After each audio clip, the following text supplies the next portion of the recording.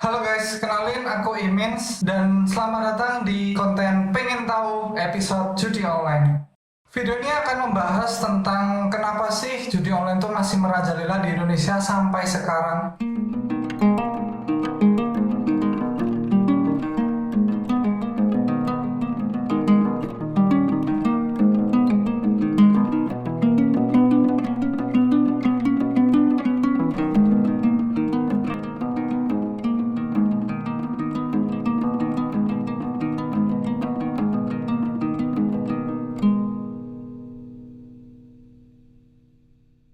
Fenomena slot atau judi online sekarang sedang masif dan banyak banget pemainnya di Indonesia. Semua lapisan masyarakat dengan status ekonomi yang rendah sampai yang kaya pun main judi slot. Pagi, siang, sore, malam slot terus sampai jual HP, jual NMAX, ya ampun. Jadi apa dul?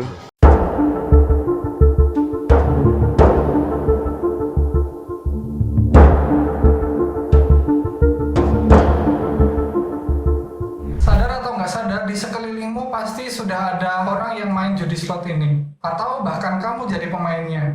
Gimana? Udah rugi berapa? Padahal mereka paham kalau semua aktivitas judi di Indonesia itu dilarang dan termasuk tindakan pidana. Seperti yang tercantum pada Undang-Undang 303 KUHP, turut mengancam para pemain judi dengan pidana penjara paling lama 4 tahun dan atau denda pidana paling banyak 10 juta rupiah. Namun undang-undang ini nggak berarti apa-apa, nggak ampuh untuk mencegah perjudian online di Indonesia. Data dari PPATK di Indonesia tahun 2021, perputaran uang judi online mencapai 57 triliun dan pada tahun 2022 mencapai 81 triliun. Jumlah yang fantastis kan? Bahkan Kepala Biro Humas PPATK, Natsir Kongah, menyebutkan kalau judi online sudah merambah ke ibu rumah tangga atau emak-emak. Dan parahnya lagi, anak SD juga ikut main. Sebenarnya apa sih yang menyebabkan mereka terjerumus dan bahkan kecanduan main judi online? Yang pertama, aksesnya sangat mudah. Kegiatan judi sebenarnya sudah ada sejak lama. Udah dikenal sejak 300 tahun sebelum Masehi. Seiring berkembangnya zaman, dadu, kartu, meja kasino, dan semua alat perjudian itu diubah menjadi digital. Dan di era digital ini, gampang banget untuk melakukan permainan judi online. Dengan modal HP aja, kamu udah bisa main judi online. Gak percaya, gampang banget. Coba kamu sekarang buka Google, ketik aja slot gacor. Udah banyak banget situs judi online yang bertebaran di Google. Dan gak perlu modal yang berjuta-juta atau miliar-miliaran. Dengan modal puluhan ribu aja kamu udah bisa main judi online. Makanya dari lapisan masyarakat itu gampang banget untuk masuk ke dalam permainan judi ini.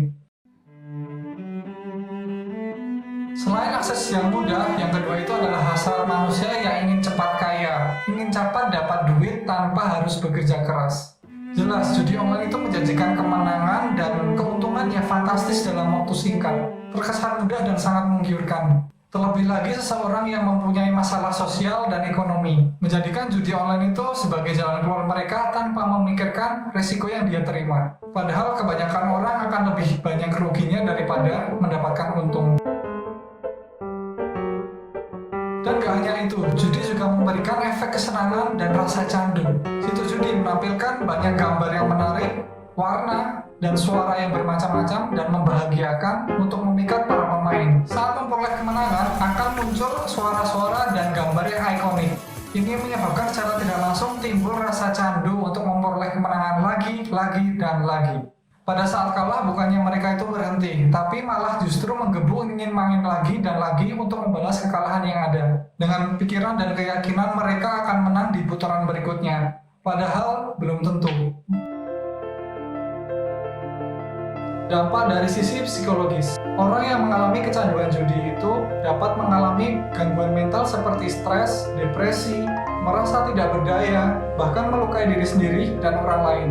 Gangguan mental ini disebut juga dengan gambling disorder, yaitu keadaan saat seseorang kecanduan untuk berjudi meski harus mengorbankan dirinya sendiri. Dan jika terus berlanjut, bisa jadi dia mencelakai orang lain atau orang-orang terdekatnya. Dalam kondisi ini, dia melakukan segala cara untuk bisa berjudi dan memperoleh kemenangan. Saking nekatnya tuh dia bisa mencuri, merampok, atau bahkan membegal orang lain untuk mendapatkan uangnya. Maksudku karena hanya dengan judi ini bisa saja mereka melakukan tindakan kriminal. Dampak ekonomi dari mereka, aku yakin pasti lebih banyak kalahnya daripada menangnya. Itu menyebabkan mereka semakin terpuruk dalam finansial. Di sisi lain, banyak kasus-kasus perceraian rumah tangga akibat judi online.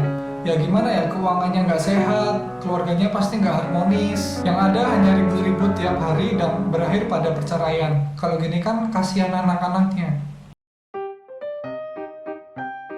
Lalu apakah pemerintah diam aja melihat fenomena perjudian online ini? Kalau dilihat sebenarnya pemerintah itu udah melakukan banyak hal seperti memblokir situs-situs judi online yang ada di website-website. Tapi nggak mungkin hilang begitu aja karena website itu mudah dibuat dan servernya pun bisa dibuat dari luar Indonesia. Ibarat mati satu, tumbuh 1000.